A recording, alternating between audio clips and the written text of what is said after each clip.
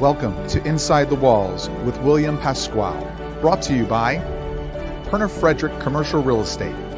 Welcome to a new level of commercial real estate built upon relationships and proven results. Good afternoon and welcome to Inside the Walls with William Pasquale. Today we'll be speaking with Catherine Preim, Executive Director of Chapter Services for the Philadelphia Chapter of the Society for Human Resource Management. Catherine oversees several committees there, including marketing, communications, membership, and sponsorship. Catherine is also a strategic certified human resource professional, serving as Senior Manager, People Solutions for Baker Tilly's Pennsylvania Specialty Tax and National Tax business units. Catherine has been recognized in several awards for her programs, for her expertise and dedication to the profession, as well as her achievement in the HR community. In 2014, she was a nominee for the Delaware Valley HR Person of the Year Rising Star category. And in 2020, this year here, she was a finalist for the Delaware Valley HR Person of the Year Award in the Mega Company category. And here is Catherine. Hi, Catherine. Hi, William. How are you? I'm doing well, thank you. How are you? Good. Thanks for having me. I'm about to say, and one real quick thing before we even really get started here, I wanted to mention, since I've never actually said this before in the show, you can see up here, you see the follow us on LinkedIn and subscribe buttons. Those are new little things here to remind everybody to please subscribe to the YouTube channel and to LinkedIn and all the different places you can follow this for future episodes. So that all being said, Catherine, since this show is going out to a larger audience outside of the greater Philadelphia area, please tell us more about yourself, your background, and your roles at Sherm and Baker Tilly. Yeah. So I'm born and raised in the Philadelphia area. I originally come from Delaware County, PA. Now I'm on the other side of the bridge in South Jersey. So yeah, right. I made the move to the other side. And then I lived in Philadelphia for about 8 years. So Philly has my heart right there. Yes. I graduated from Temple University with a degree in human resource management. So it's something that I've been doing from the beginning, right, with my studies. And then upon graduation, I worked in what we call the AEC industry. That's architecture, engineering, and construction, in various HR capacities, touching on recruitment to talent acquisition, immigration, employee relations. I mean, you name it, I touched it in some capacity from an HR standpoint.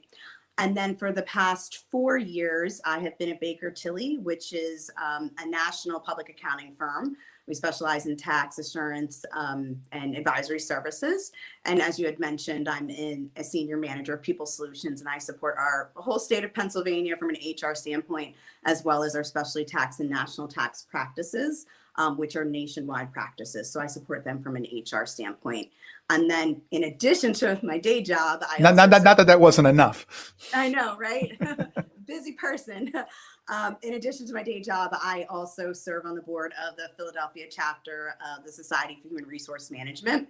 I've been on the board for about 6 years now. It's flown by, but it's been a great experience. Right now, I oversee sponsorship, membership, as well as marketing and communications committees.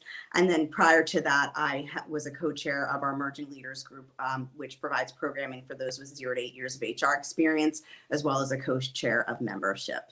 So that's me in a nutshell. So tell me, since, not everybody I'm sure is familiar with, all industries have their own little, their groups. Commercial real estate has things like Coronet, where all the commercial or corporate real estate folks hang out and practice and learn and educate and grow. What exactly is SHRM? I know a little bit about it, but why don't you just tell a little bit more, everybody more about what is the nature of the organization? Yeah, so it's actually a national organization that specializes in providing programming, materials, and resources for those in the human resources as well as the business, type of profession. So it's a great resource, especially if you're in human resources or a similar capacity, in terms of, templates, trainings, if you need any credits. They're kind of at the forefront when it comes to any legislation that has, an employment factor to it. And it's a huge chapter. It's one of the largest HR organizations in the world, frankly. And then I, support Philadelphia, which is actually a super mega chapter. So we have about 1,400 members, which is Wow. pretty awesome in Philadelphia and the Yeah. surrounding areas. So we're actually one of the largest chapters in the country, from a SHRM standpoint. So again, we provide resources, training, conferences, anything really just to help advance the HR profession. I say this must have been, during this, pandemic must have been just such a unique time for your group and all the things that, and supporting all these human resources professionals dealing with one of the bigger human resource challenges that's existed in quite some time. Yeah, exactly. And I think just providing any updates and really putting the population in touch with professionals who can speak on some of those matters was really important. Right now, in my recent interview with Liz Smith from SEPTA, we talked about when the Philadelphia area companies are going to be coming back into the office. And I'm sure this varies between the size and scope and type of these companies that we're talking about. But what are you hearing from your peers in the human resources world? Yeah, and William, as you mentioned, it does vary by the industry, the size of the organization, and where they located, right? You have some who have larger groups in Philadelphia Metro and then some in outlying locations.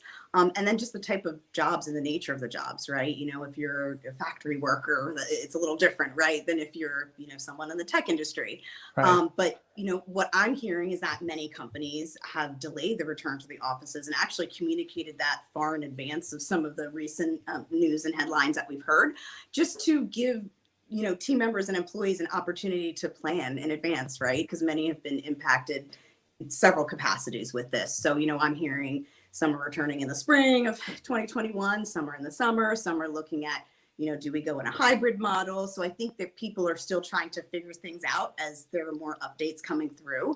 And many are even allowing team members to work remotely even after the pandemic. Right. So I think, again, there are so many variables involved. It really does depend on the industry, size, location, and really the type of work that the employees are doing. Now, let's say, what do you find are like the three primary areas that that entrepreneurs and executives need to be focused on now from a human resources professional perspective as they develop a plan to come back to the office in 2021? That's an excellent question. I think when it comes to returning to the offices, really employee safety and workplace safety is at the forefront of everyone's mind. Right. Looking at the impact in your particular location, what are the cases, what are the guidelines, and really monitoring what those local and regional and federal guidelines are, just to make sure you're in line. And then what type of safety procedures need to be put in place, masks, social distancing, cleaning procedures, Right. when you're in the offices. Do you need to have signs, with traffic patterns, just walking through the cubicles? If you're in an organization where there's a lot of business travel, providing guidance on that, client interactions, and really just making sure that you're complying with OSHA. I think the next piece would be communication. That's key, especially when everyone's remote, right? You want to stay engaged. You want to give them updates on things. So really communicating internally with your employees on the why. Why are we doing this? Well, it's for everyone's safety, right? That's first and foremost, most important.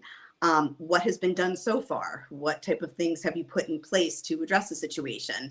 And then what are the future plans, right? And that may not be definite, but hey, this is what we're working towards. We're keeping an eye out on some of the guidelines, looking at the CDC, seeing what our competitors are doing, just making sure that that's being communicated, as well as communicating, externally to customers and clients.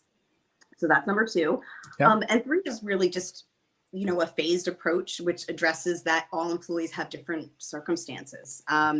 There are many family members and families that have different generations that live in one household. So you need to think of the risk factors there and exposure.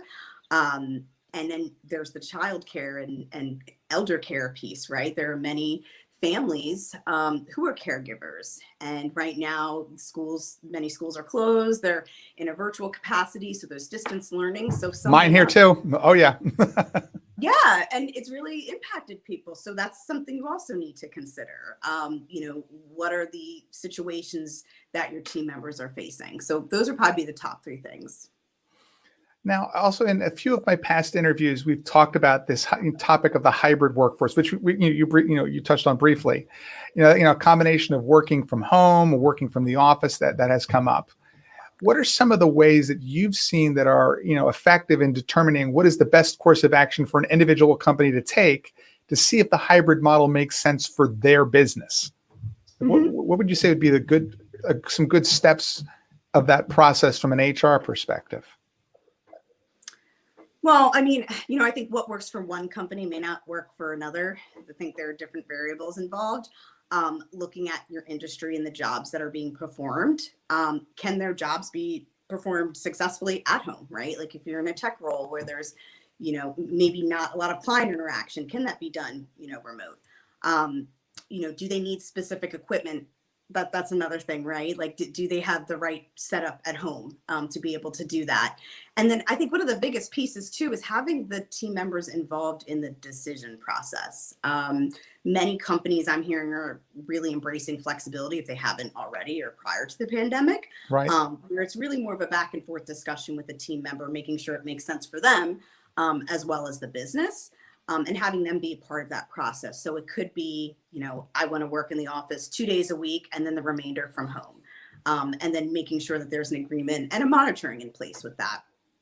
Personally, what I'm hearing across the board is that, people are actually looking for this hybrid model. They're seeing that they can work from home effectively, but they miss some of the benefits of working in the office, right? The interaction, the less distractions, having access to equipment, just even the vibrancy of the city, right? So I think it's, that's a big piece as well, is just having that back and forth discussion and, making the team members feel as if they're involved in that discussion.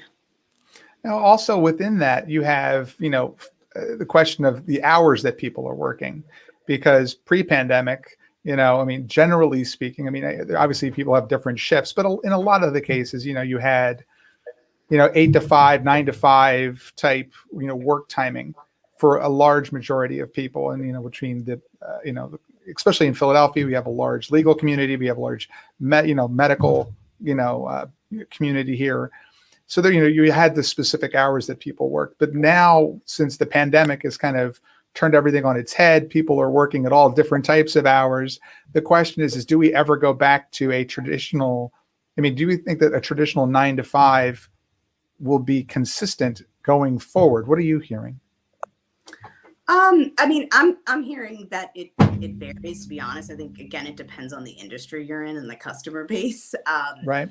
But if you're, I keep using tech as an example, but that's an easy one. I think it's identifying what core business hours are and just coming to a consensus on that. And it may even vary. It may not be a firm-wide thing. It could be this specific team, these are the core hours, right? Whether it's 10 to 3 or whatnot. I think in this environment that we're in, we're seeing a lot more flexibility with that, because people have obligations at home, right? There's distance learning. So there's flexibility with that, whether it's logging on in the morning and then wrapping up after hours, after dinner time.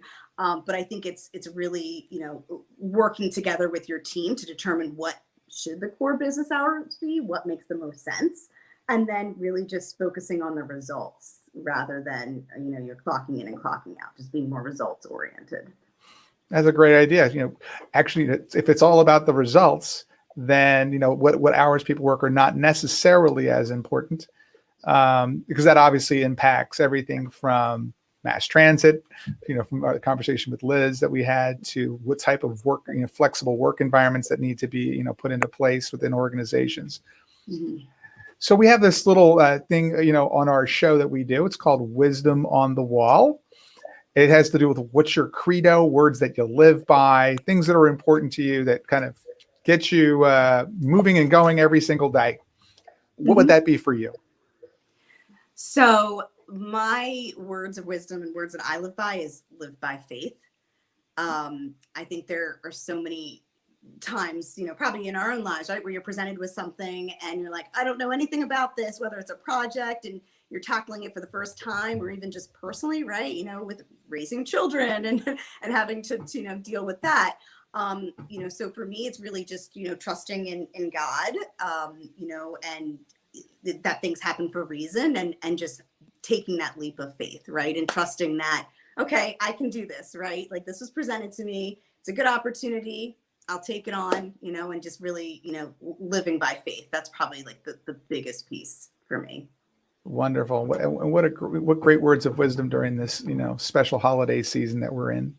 Well, no, Catherine, thank you so much for coming on to the show this week. And we really do appreciate your insight and your wisdom. And everybody else here, we're going to be taking a few weeks off during the month of December here. I might have a special Inside the Walls that I'm thinking about doing. But I thank everybody for tuning in and watching live, since this is our second LinkedIn Live as well. So thank you, everybody. Thank you, Catherine, and have a wonderful week. Bye-bye. Thank you. You too. Bye.